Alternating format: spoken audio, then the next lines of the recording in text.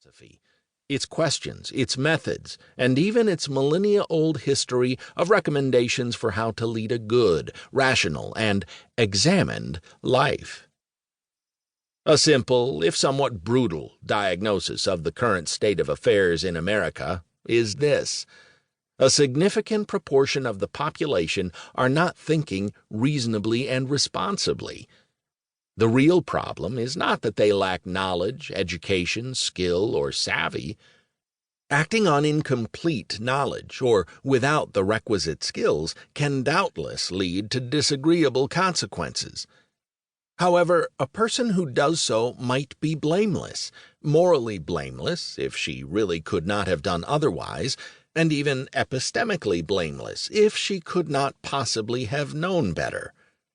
We often have no choice but to act in ignorance of all the facts, the knowledge of which may be beyond our grasp, or when not adequately trained to meet a particular challenge. Similarly, we wish to distinguish what we are calling bad thinking from being unintelligent. Unintelligent people who simply cannot figure out what to do or how to do it, no less than ignorant or unprepared people, might choose actions that end up doing more harm than good.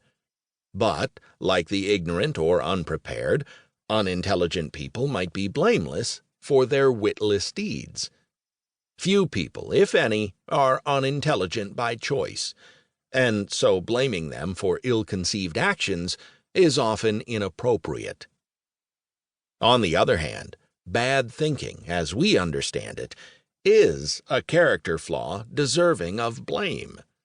Unlike ignorance or lack of intelligence, and bear in mind that even very smart, capable, and highly educated people can think badly, it is generally avoidable.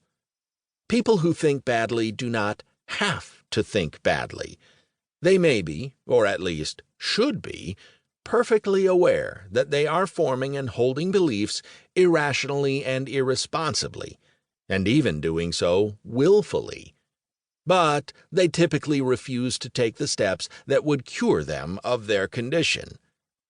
Some philosophers and psychologists have insisted that we really have very little control over what we believe, that the process of belief formation is not some voluntary process under the control of the will. Perhaps this is true for some of our beliefs, but it seems obviously not true for a good number of them, many of which are of great consequence for how we lead our lives and how we treat others. Bad thinking is a bad habit, and there is a remedy for it. This book is directed at illuminating the various dimensions of bad thinking so that it might be more easily recognized and treated. As we show, the most potent antidote to bad thinking is the wisdom and insights, as well as the practical skills, yes, practical skills, provided by philosophy and its history. Bad thinking as stubbornness. Bad thinking is a kind of stubbornness, one that reveals itself in several ways. The first kind of stubbornness, exhibited by those who deny climate change, the theory of evolution, or the benefits of vaccination, is epistemic. You are epistemically stubborn when you fail to tailor your beliefs to evidence.